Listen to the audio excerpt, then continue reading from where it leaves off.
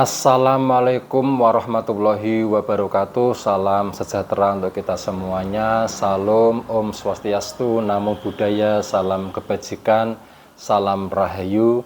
Mari kita ngaji makrifat dengan uraian ilmiah dan presisi tinggi. Baik, saya akan menyampaikan tentang agama tauhid. Semua umat manusia jika mengetahui metode agama yang sebenarnya, semua akan bersatu sesuai dengan surah Al-Mu'minun ayat 52 yang berbunyi, Bismillahirrahmanirrahim, wa inna hadihi ummatukum ummatan wahidatan wa ana rabbukum fattaqun. Dan sungguh agama tauhid inilah agama kamu, agama yang satu, dan aku adalah Tuhanmu, maka bertakwalah kepadaku. Agama yang satu, aku adalah Tuhanmu, berarti agama kita ya sama, Tuhan kita ya sama. Lalu sesuai dalam hadis, Allah adalah perbendaharaan yang tersembunyi. Allah ingin dikenal oleh makhluknya, yang sebenarnya dalam dimensi akhirat Tuhan itu tidak bernama. Agar bisa dikenal, maka di dimensi dunia menyebutnya Nur. Kemudian di agama Islam itu menyebutnya Allah. Agama Kristen menyebutnya Allah Bapa. Agama Buddha menyebutnya Adi Buddha, Parama Buddha. Agama Hindu menyebutnya Brahman, Sang Yang Widi, dan seterusnya. Lalu Tuhan itu mempunyai pesuruh dimensi akhirat juga itu tidak bernama. Kemudian pada dimensi dunia disebutnya Nur. Kalau di dalam agama Islam, agama Kristen itu menyebutnya malaikat. Agama Buddha menyebutnya dewa-dewi. Agama Hindu menyebutnya dewa-dewa. Lalu Allah itu juga mempunyai tatanan, mempunyai peraturan, mempunyai norma, mempunyai petunjuk untuk umat yang menempati alam semesta ini. Di dimensi akhir itu juga tidak bernama. Pada dimensi dunia itu menyebutnya Nur, Kitab Qadim, agama. Inilah yang diwahyukan oleh Tuhan kepada utusan atau Rasul, lalu disampaikan kepada umatnya.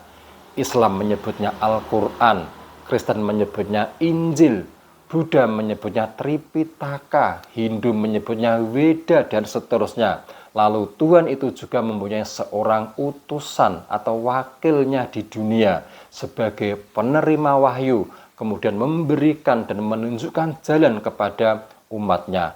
Pada agama Islam menyebutnya Rasulullah yang dulu dibawa oleh Nabi Muhammad.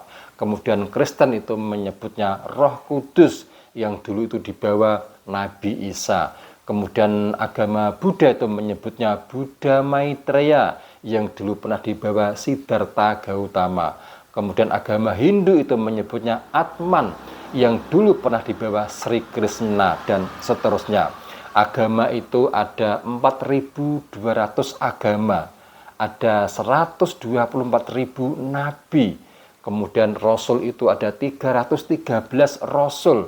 Kemudian Islam menyampaikan Rasul ada 25 yang membawa kitab. Lalu di dalam hadis itu agama Yahudi akan terpecah menjadi 71 golongan.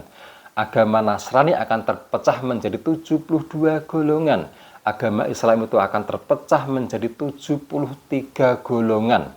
Jadi jika semua umat manusia itu tidak bisa membaca dimensi akhirat, hanya bisa membaca dimensi dunia saja, sampai kapanpun selamanya itu tidak akan bisa bersatu. Semuanya akan terpecah belah. Sebaliknya, jika semua umat manusia itu bisa membaca dimensi akhirat, bahwa Tuhan itu adalah yang mutlak, agama itu adalah yang mutlak, utusan itu adalah yang mutlak, semuanya akan bersatu.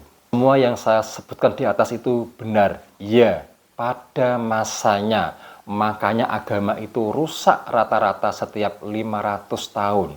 Islam itu rusak tidak lebih dari 14 kurun atau 1400 tahun. Karena apa? manusia terkecoh dengan dimensi dunianya saja, masih mengikuti peraturan yang lama. Seharusnya itu mengikuti peraturan atau tatanan atau norma yang baru. Siapakah dia? Ulil amri minkum.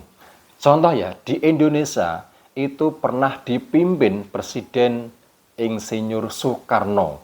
Pada saat itu ada aturan, ada tatanan, ada undang-undang yang harus kita taati.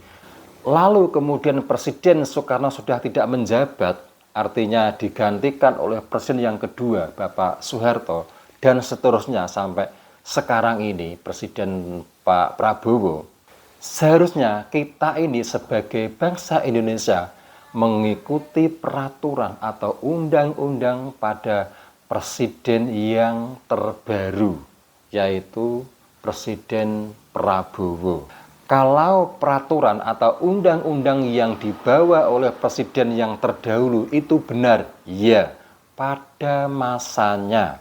Yang salah jika sudah ada presiden yang baru ini, ada undang-undang yang baru ini, ada peraturan yang baru ini, masih mengikuti undang-undang atau peraturan presiden yang lama.